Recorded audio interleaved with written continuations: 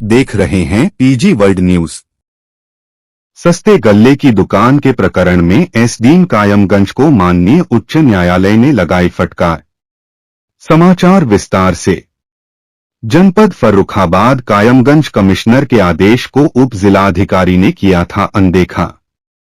याचिकाकर्ता रत्नेश कुमार ने मजबूर होकर हाई कोर्ट में एसडीएम के आदेश को किया था चैलेंज। जनपद फर्रुखाबाद की तहसील कायमगंज के विकास खंड शमसाबाद के ग्राम झौआ में रत्नेश कुमार की सस्ते गल्ले की दुकान के अनुबंध को उपजिलाधिकारी कायमगंज द्वारा निरस्त कर दिया गया।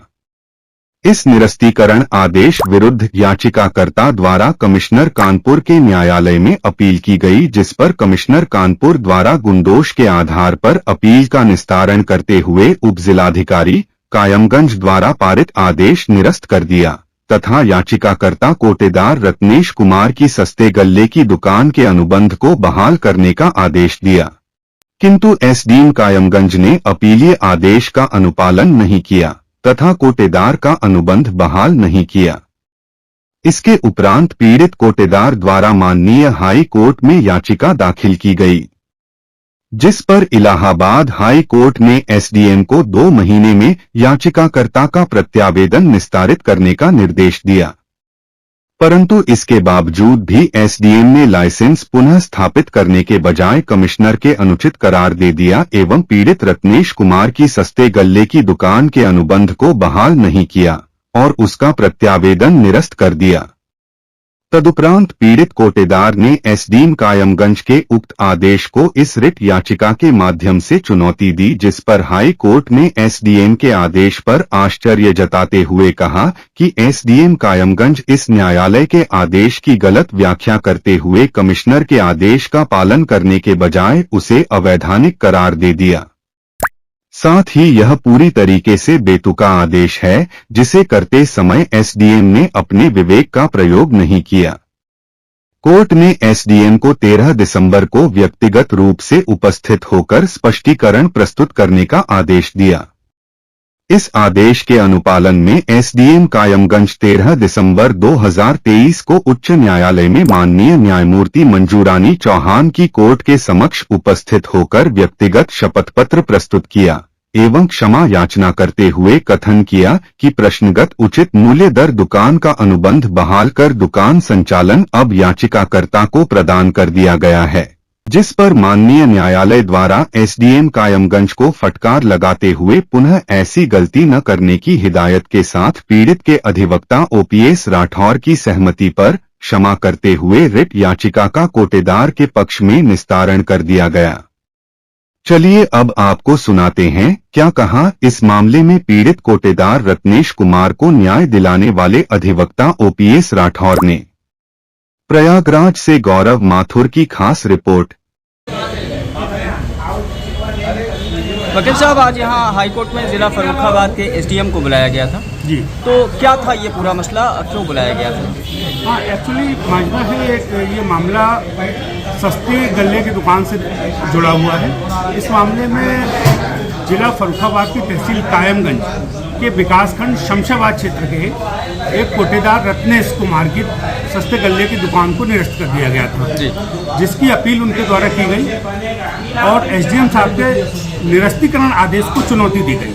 कमिश्नर ने अपने अपीलीय आदेश में दुकान को बहाल कर दिया और एसडीएम साहब के आदेश को निरस्त कर दिया। बावजूद इसके एसडीएम ने सस्ते गल्ले की दुकान इनको नहीं सौंपी और दूसरे दुकानदार से अटैच ही रखी, जिसके फलस्वरूप ये परेशान होकर माननीय उच्च न्यायालय में रिट दाखिल की रत्नेश कुमार ने, जिस पर माननीय उच्च न्यायालय ने 2 माह का समय दिया कि कमिश्नर के अपीलीय आदेश का पालन करने के। बावजूद इसके एसडीएम कायमगंज के द्वारा एक विचित्र आदेश पास किया गया, जिसमें कहा कि कमिश्नर का अपीलीय आदेश सही नहीं है, इसलिए स्वयं एसडीएम का पारित किया गया आदेश ही प्रभाव में रहेगा। इस विचित्र आदेश को फिर से रत्नेश कुमार कोटेदार द्वारा चुनौती दी गई, जिस प्रकरण में माननीय उच्च न्यायालय ने 1 दिसंबर को सुनवाई करते हुए आदेश दिया कि एसडीएम कायमगंज 13 दिसंबर को व्यक्तिगत रूप से न्यायालय के समक्ष उपस्थित रहेंगे और बताएंगे कि अपने उच्चाधिकारी के आदेश की व्याख्या करने का अधिकार उनको कैसे प्राप्त हुआ। जिस पर आज स्वयं एसडीएम कायमगंज माननीय उच्च न्यायालय के समक्ष उपस्थित हुए, जिस पर माननीय न्यायालय ने उनसे यह प्रश्न किया और इस मुद्दे पर उन्होंने काफ़ी फटकार भी लगाई।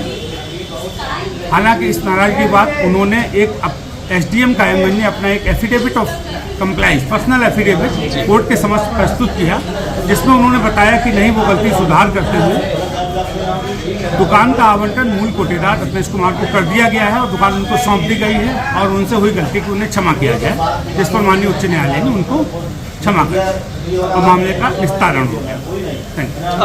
वकील साहब, एक छोटा सवाल और पूछेंगे कि कभी कभी ज़्यादातर ये देखा गया है कि जो पदाधिकारी हैं जो मौके पे मौजूद हैं वो कभी कोर्ट की किसी बात की अवहेलना करते हैं, कभी किसी अपने उच्च अधिकारी की अवहेलना करते हैं, तो क्या किस हद तक ये बातें सही हैं और क्या इसका एक वजह हो सकती है कि इन चीज़ों में सुधार आए? बहुत अच्छा प्रश्न है आपका। एक्चुअली आज की डेट में ऐसा सामान्य प्रश्न देखने में आ रहा है कि माननीय उच्च न्यायालय या अन्य न्यायालयों के आदेशों का भी प्रथम बार में पालन करने से परहेज किया जा रहा है।